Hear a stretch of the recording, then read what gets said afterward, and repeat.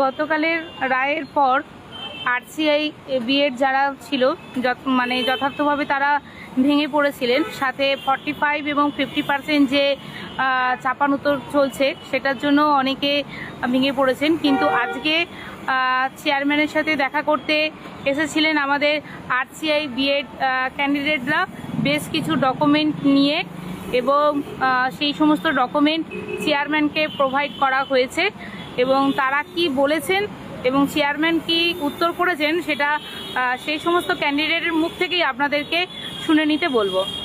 না, আজকে ওনাকে সমস্ত ডকুমেন্ট একদম লিস্ট করে দেওয়া হয়েছে এবং সমস্ত আরটিআই কপি ওনাকে দেওয়া হয়েছে।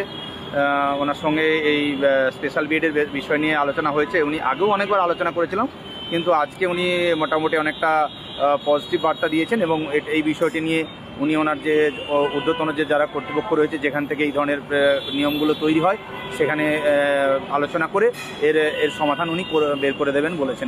এই কথাটুকু উনি বলেছেন। এটা নিয়ে সবাই একটু মানে পজিটিভ থাকতে পারেন, এই কথা বলেছেন। এখন দেখা যাক কি হয়।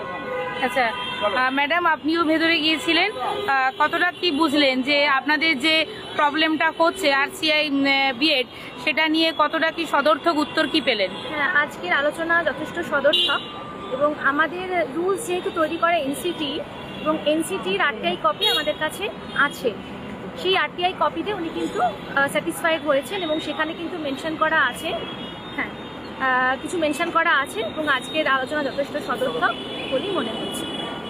আচ্ছা, তাহলে এই হচ্ছে আজকে আলোচনা এবং 45 এবং 50 যে সমস্ত ডকুমেন্ট আছেন সত্তর সেগুলোকে একত্রিত করে ওনাকে জমা করতে বলেছেন এবং এডিট অপশান অনেকে বলেছিলেন যে এডিট অপশান দেওয়া হচ্ছে নাকি।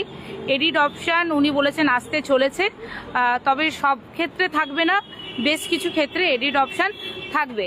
এই হচ্ছে আজকে আলোচনার। হ্যাঁ, হার্ড কপি কিসের বলেছে, ওটা বলেছে ওই সমস্ত ডকুমেন্টগুলো জমা দেওয়ার কথা বলেছেন। আজকের এই আলোচনা ছিল 10 মিনিটে। মোটামুটি আজকের আলোচনা সদর্থক ছিল এবং আপনাদের সবাইকে এই পয়েন্টগুলো জানানো হলো।